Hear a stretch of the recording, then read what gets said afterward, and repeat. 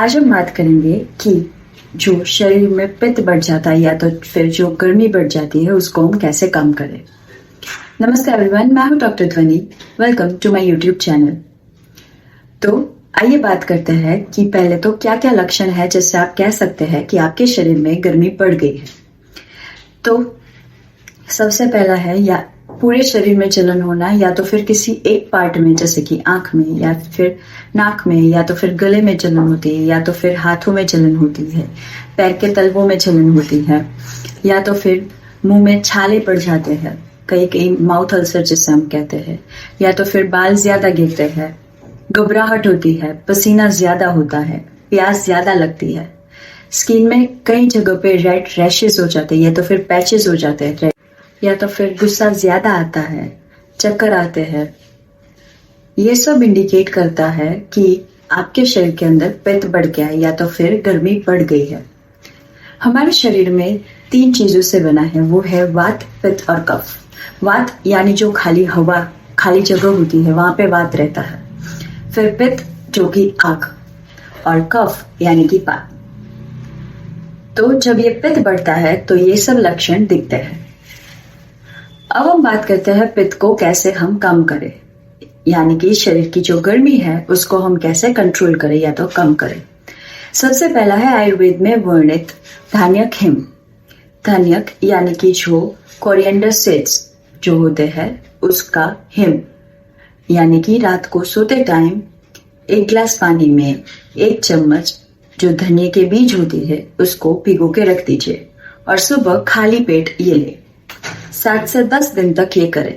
इससे आपके शरीर के अंदर जो पित्त बढ़ गया है, जो गर्मी बढ़ गई है, वो कम हो जाएगी।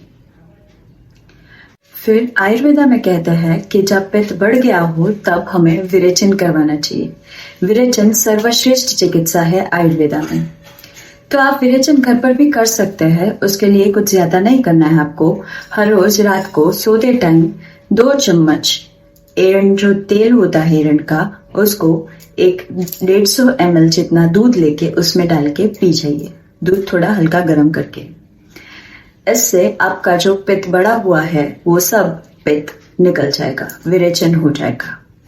या तो फिर आप प्रॉपर विरेचन करवाना चाहते हैं तो कोई भी अपने आयुर्वेदिक डॉक्टर को कंसल्ट करके उसके अंडर आप करवा सकते हैं। फिर तीसरा है मक्खन और मिश्री।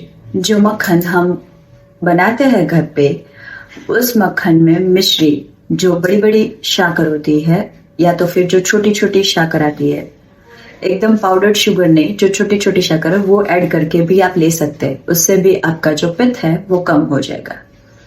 फिर जो बेल आती है, बेल पत्र जो हम शिव जी को चढ़ाते हैं, उसका बेल फ्रूट आता है, उसका भी शरबत पी सकते हैं, वो भी बहुत ठंडा है। फिर खस का शरबत भी बहुत ठंडा है। फिर स्पाइसी फूड हो सके उतना अवॉइड करें, तीखा मत खाइए।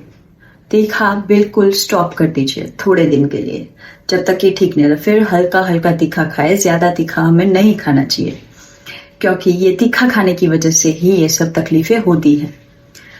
फिर आप मेहंदी जो आती है, यदि तलवों में बहुत जलन ज्यादा है तो आप वहां पे जो मेहंदी आती है वो लगा सकते हैं। उससे भी आपका जो गर्मी बढ़ी है वो ठंडी हो जाएगी। फिर चंदन का भी लेप कर सकते हैं पूरे शरीर में, या तो फिर जहां पे आपको जलन ज्यादा है वहां पे चंदन का लेप लगाए। आशा है कि ये मेरा वीडियो आपको हेल्पफुल लगा होगा। हो सके उतना इसको शेयर करें और मेरी चैनल को सब्सक्राइब करें।